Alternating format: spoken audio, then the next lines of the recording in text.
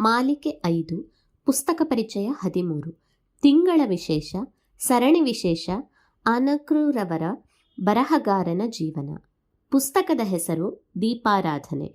ಲೇಖಕರು ಆನಕ್ರು. ಅಭಿಪ್ರಾಯ ಸುಶಾಂತ ಕುರಂದವಾಡ.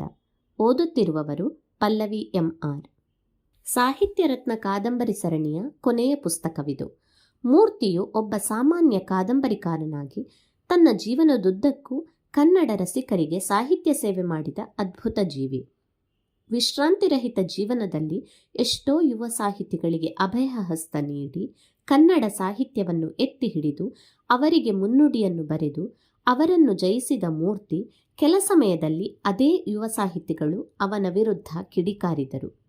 ಅಷ್ಟೇ ಅಲ್ಲದೆ ಹಲವಾರು ಪತ್ರಿಕೆಗಳಿಗೆ ಅಂಕಣವನ್ನು ಬರೆದು ಅದರಲ್ಲಿ ಕನ್ನಡ ಸಾಹಿತ್ಯಕ್ಕೆ ಆಗುತ್ತಿರುವ ಅನ್ಯಾಯದ ಬಗ್ಗೆ ಬರೆದು ಜನರನ್ನು ತಿದ್ದುವಂತೆ ಮಾಡುತ್ತಾನೆ. ವಿಶ್ರಾಂತಿ ಅನಿವಾರ್ಯವಾದಾಗ ಮುಂಬೈಗೆ ಹೋಗಿ ಅಲ್ಲಿ ಮೆಥಾ ಜೊತೆ ಕೆಲಕಾಲ ಮಾತಾಡಿ ಸ್ವಲ್ಪ ಮಟ್ಟಿಗೆ ಗೆಲುವಾಗುತ್ತಾನೆ. ಅಲ್ಲಿ ಸೆಂಚುರಿಯಲ್ಲಾದ ವೈಮನಸ್ಯವನ್ನು ತೊಲಗಿಸಿ ಮತ್ತೆ ಒಂದು ಕುಟುಂಬವನ್ನಾಗಿ ಮಾಡುತ್ತಾನೆ. ಅವನ ಮಾತುಗಳನ್ನು ಯಾರೂ ಅಲ್ಲಗಳೆಯುವಂತಿರಲಿಲ್ಲ. ಹಾಗಿರುತ್ತಿತ್ತು ಅವನ ಮಾತಿನ ವೈಖರಿ. ನಿರ್ಮಲಳ ಜೀವನಕ್ಕೆ ಆಧಾರಕ್ಕಾಗಿ ಸರದಾರನ ಜೊತೆ ಮದುವೆ ಮಾಡಿಸಿ ಒಂದು ಹಂತಕ್ಕೆ ಮುಟ್ಟಿಸುತ್ತಾನೆ. ಊರಿಗೆ ಹಿಂದಿರುಗಿ ಮತ್ತೆ ಮೂರ್ತಿಯು ವಿರಾಮರಹಿತವಾಗಿ ಬರೆಯಲು ಮುಂದಾಗುತ್ತಾನೆ. ಉಪನಿಷತ್ತು ಮತ್ತು ಗೀತೆಯ ಸಾರವನ್ನು ಸರಳ ಭಾಷೆಯಲ್ಲಿ ಬರೆದು ವಿಶ್ವೇಶ್ವರಯ್ಯ ಅವರಿಂದ ಮುದ್ರಿಸುತ್ತಾನೆ. ವಿಶ್ವೇಶ್ವರಯ್ಯ ಮತ್ತು ಗುಂಡ ಎಷ್ಟು ಹೇಳಿದರೂ ಕೇಳದೆ ಸತತವಾಗಿ ಬರವಣಿಗೆಯಲ್ಲಿ ತನ್ನನ್ನು ತಾನು ತೊಡಗಿಸಿಕೊಳ್ಳುತ್ತಾನೆ.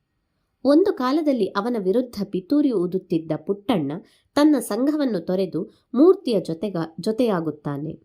ಆದರೆ ಮುಂದೆ ಮೂರ್ತಿ ಹಗಲು ಇರುಳು ನೋಡದೆ ಹಾಗೆ ಬರೆದು ಸಾಹಿತ್ಯದ ಕಂಪನ್ನು ಪಸರಿಸಲು ಕರ್ನಾಟಕದ ಹಲವು ಜಾಗಗಳಿಗೆ ಭೇಟಿ ನೀಡಿ ಭಾಷಣದ ಹೊಳೆಯನ್ನು ಹರಿಸುತ್ತಾನೆ. ಆದರೆ ಈ ಪ್ರವಾಸಗಳ ಅಂತ್ಯ ಎಲ್ಲಿಗೆ ಅವರನ್ನು ಕರೆದೊಯ್ಯುತ್ತದೋ ಎಂಬಲ್ಲಿಗೆ ಈ ಸರಣಿ ಮುಗಿಯುತ್ತದೆ. ಆನಕ್ರು ಅವರ ಅದ್ಭುತ ಕೊಡುಗೆ ಕನ್ನಡ ಸಾಹಿತ್ಯಕ್ಕೆ. ಒಮ್ಮೆ ಓದಿ ನೀವು ಆನಂದಿಸಿ. ಧನ್ಯವಾದಗಳು.